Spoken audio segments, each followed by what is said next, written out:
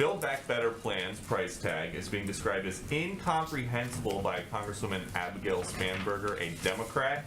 And Lindsey Graham says that he has heard from the CBO that they're going to do an alternative cost estimate and that it's going to cost more and add more to the debt. So is there any thought around here to maybe waiting for Build Back Better until a month that you don't have this big miss in the jobs report? There's a lot of things gathered into that question, so let me do the best I can. Let me do the best I can for you here. In terms of the report of a new CBO, that is not exactly how it works. There has been, and let me just start with the irony here, that there's an irony that a number of Republicans who forced an unpopular tax giveaway to the rich that increased our debt by $2 trillion, and certainly didn't ask for a score for a continuation of that legislation that did add to the deficit, are now asking for a score, an additional score, post this bill being concluded for something that isn't even going to be law. They're asking about a potential continuation of these components of the package that, again, the president has said he would pay for.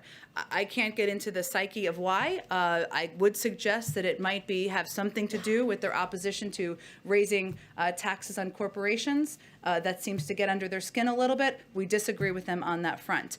I would say the CBO has put out a score. A number of economists have put out scores. We have outlined in the past that CBO does not have a great deal of experience scoring components like the IRS tax savings. That's something that the former head of the CBO has also spoken to in the past, and that there are estimates about those cost savings that lead to not only our assessments of the cost and savings from the package, but the assessments by many economists. Okay. On the pandemic, it's been more than 2 weeks since President Biden had a call with Xi.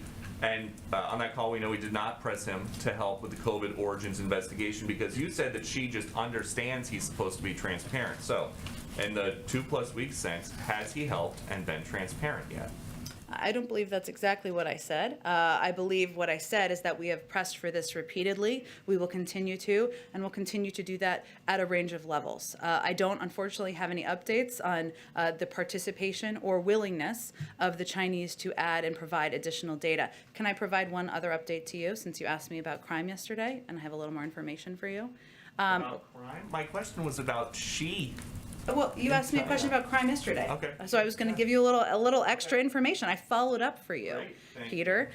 So I would note what should have added yesterday, but I learned afterwards, is that the Justice Department, the FBI, and the federal law enforcement have been in contact with jurisdictions where we have seen this high level of retail theft. So, for example, in Los Angeles, we've seen a rash of robberies. The FBI is providing assistance to a multi-jurisdictional task force led by the LA Police Department. I'd also note that on top of that, the Department of Justice announced last week that San Francisco, where a number of high-profile retail thefts have happened, will get money to hire 50 more police officers through the COPS program that the president has championed. That came as part of nearly $150 million in similar grants nationwide. So just a few updates for you. Thank you for that.